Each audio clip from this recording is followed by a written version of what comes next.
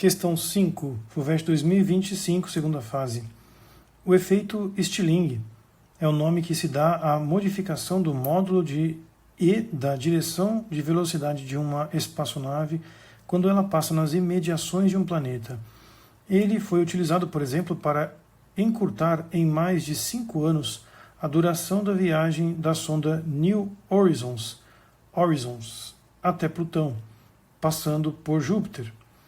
A figura ao lado ilustra o efeito em sua situação, na qual uma sonda de massa 500 kg, viajando inicialmente para a direita, move-se em direção a um planeta de massa 2,10 a 27 kg, que viaja para a esquerda. Bom, gente, olha para o mapinha aqui, ó. Você tem para a esquerda aqui a sonda à direita e a coisa deu uma variada aqui, né? Como a massa da sonda é desprezível frente à do planeta, a trajetória deste último praticamente não se altera, embora parte de sua energia cinética seja transferida para a sonda. Nos pontos A e B indicados na figura, as distâncias entre a sonda e o planeta são tais que a energia potencial gravitacional associada à interação entre eles pode ser desprezada. Então, nos pontos dessa descrição aqui, né, A e B, essas distâncias entre as sondas e o planeta são tais que a energia potencial é desprezível. Beleza. Então, o planeta se move praticamente em linha reta, a velocidade da sonda aumenta pela interação com o planeta. Legal. No ponto A, a velocidade VA da sonda em relação ao Sol tem apenas componente x dada por 20 km por segundo, enquanto essa velocidade no ponto B é VB com componente x igual a menos 7 km por segundo e componente y menos 24 km por segundo. De quanto foi o aumento no módulo da velocidade da sonda entre estes dois pontos? Bom, gente, uma questão que envolve soma vetorial, certo? Eu tenho a componente x, a componente y, e eu preciso comparar com essa velocidade anterior, que só tem componente x. Bom, F05. Vamos lá. Então, item A. A velocidade em B, VB, vetorialmente falando, seria a soma de menos 7 km por segundo. Vamos colocar aqui um versor x, né? Mais o vetor menos 24 km por segundo, versor y. Né? Esses versores indicam para mim que não é simplesmente pegar e juntar, gente, certo? Você não vai poder pegar e dizer que é 31. Você vai ter que fazer um Pitágoras, meu caro, porque você tem 7 para cá, quilômetros por segundo, e 24 para cá. Essa seria a representação vetorial, e o que você quer é isso daqui, ó. Esse é o VB. Beleza? Pite nele então, gente. VB ao quadrado é igual a 7 ao quadrado mais 24 ao quadrado. VB, gente. A partir daqui, ó, altas matemáticas muito loucas. Você nem precisa se preocupar em mostrar para o cara. Simplesmente 25 km por segundo, certo? Numa resolução você faria isso. Agora ele quer a comparação dos módulos, né? Então eu vou pegar o módulo de VB menos o módulo de VA, que é 25 menos 20, que vai dar 5 km por segundo. Seria essa a resposta, então, dessa variação do módulo da velocidade. Beleza? Bem tranquilo, mas com um pouquinho de vetor, né? Já não está tão facinho. Letra B. Nas mesmas condições do item anterior, determine as componentes x e y do vetor variação da quantidade de movimento da sonda entre os pontos A e B, bem como a tangente do ângulo entre esse vetor e o eixo x. Beleza? Agora a gente tem que fazer essa variação não mais em módulo, mas uma variação de fato vetorial. Nosso vetor está aqui. Então, no caso do item B, você poderia reconstruí-lo separadamente, colocando as componentes, certo? Você tem aqui 7, aqui o 24, e aqui seria o tal do 25 que a gente descobriu. E junto no desenho você poderia colocar o outro valor VA, que é de 20 km por segundo. Correto? É isso mesmo, né? 20 km por segundo. A variação aqui seria o somatório, né, do vetor oposto, VA, com o vetor VB, que é esse aqui. Porque uma variação vetorial seria VB menos VA. Você pode encarar que essa variação ΔV é o vetor VB mais o oposto do vetor VA.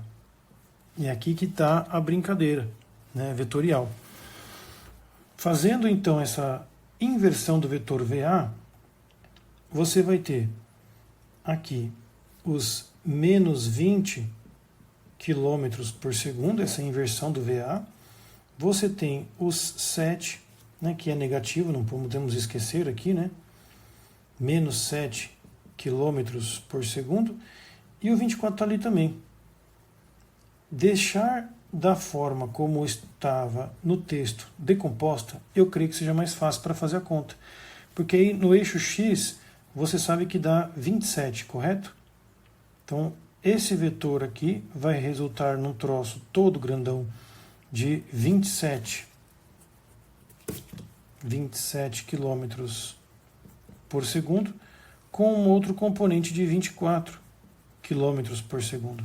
E a somatória vetorial desses dois dá o ΔV que ele está perguntando. Inclusive, né, não que seja o ΔV, mas a quantidade de movimento, que está associada com a massa. Você parte tranquilo no final. Mas ele quer que eu faça, de fato, as componentes XY do vetor variação da quantidade de movimento da sonda entre os pontos A e B, bem como a tangente do ângulo entre esse vetor e o eixo X. Então, a variação da quantidade de movimento, gente, ela nasce de uma variação da velocidade, correto?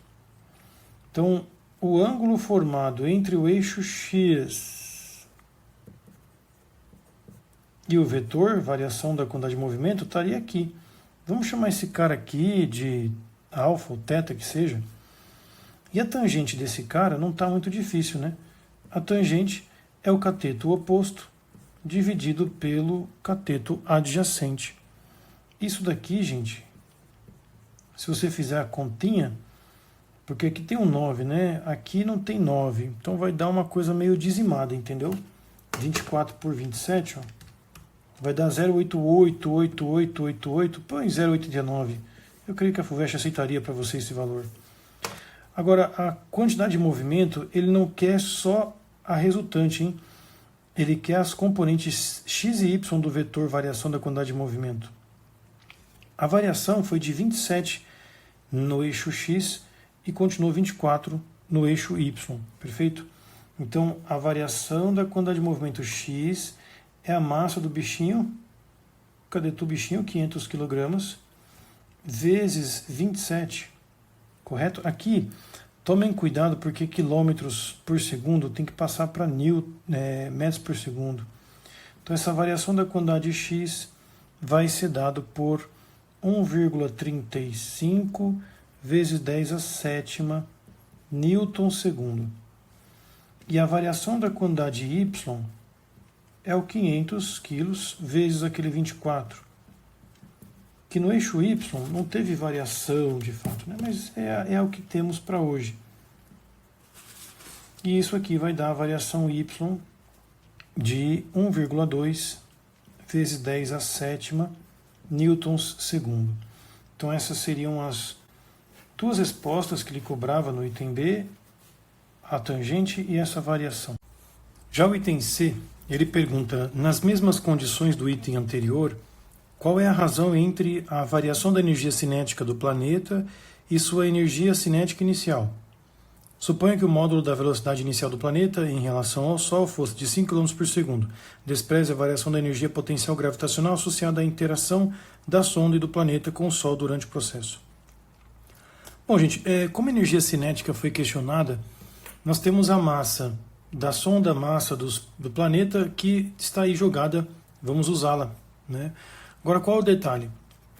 Quando a sonda se aproxima do planeta, existe realmente uma troca de energia. Nós vimos que a sonda ganha energia cinética, aumentando assim o seu deslocamento.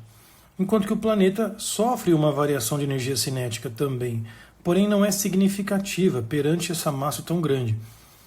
E aí, dentro dessas condições, nós podemos usar aquilo que fizemos em questões anteriores. Vou pegar uma folha aqui separada para não ficar tão apertado aqui a resolução, gente. Então, nesse item C da questão 5, que para nós agora já se tornou a mais difícil dessa prova, nós podemos dizer que a variação da energia cinética na sonda é igual a menos a variação da energia cinética no planeta. Lembra aquela relação que nós fizemos há pouco tempo atrás, de que a somatória das variações da energia mecânica eram iguais? Pois bem, aqui nós temos essa história novamente, onde o somatório das energias vai dar zero. E em oposição, né, a variação da energia cinética de um é igual em oposição à variação da energia cinética do outro, já que os dois somados dá zero. Eu tenho os parâmetros para achar essa variação da energia cinética da sonda, mas eu não tenho os parâmetros para achar a variação da energia cinética do planeta, porque ela é praticamente desprezível. Então vamos lá.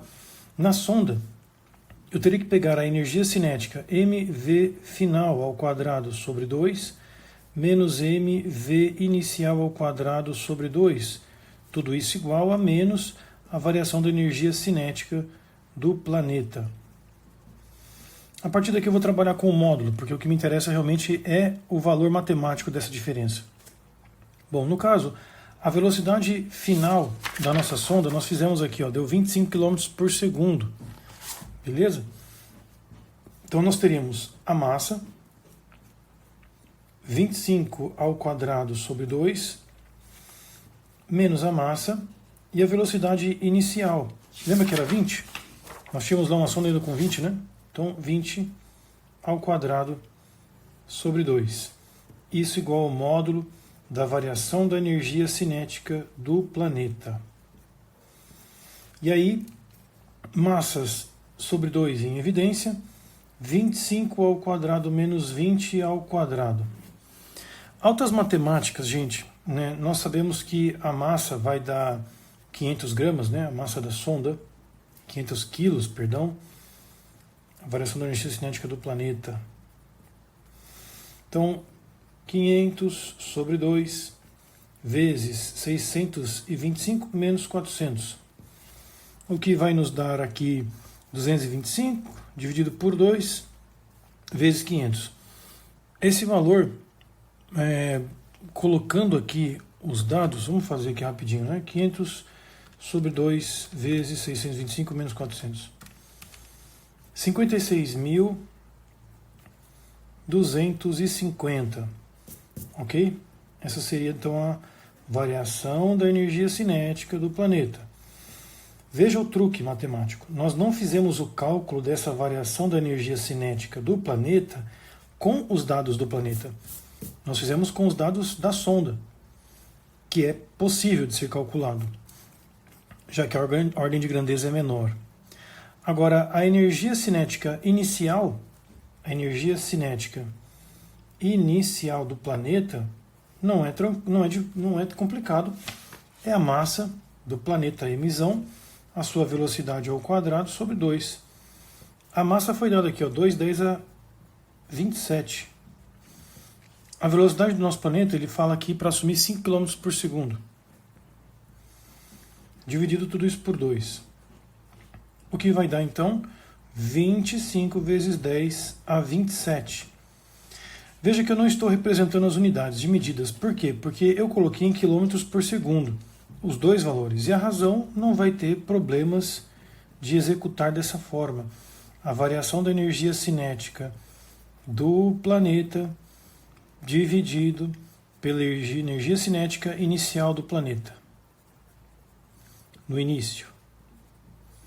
Então esta razão vai ser dada por 56250 dividido por 25, 10 a 27. Altas contas matemáticas, 10 a 27, né? Esta razão, então, vai executar a conta 2,25 vezes 10 a menos 24.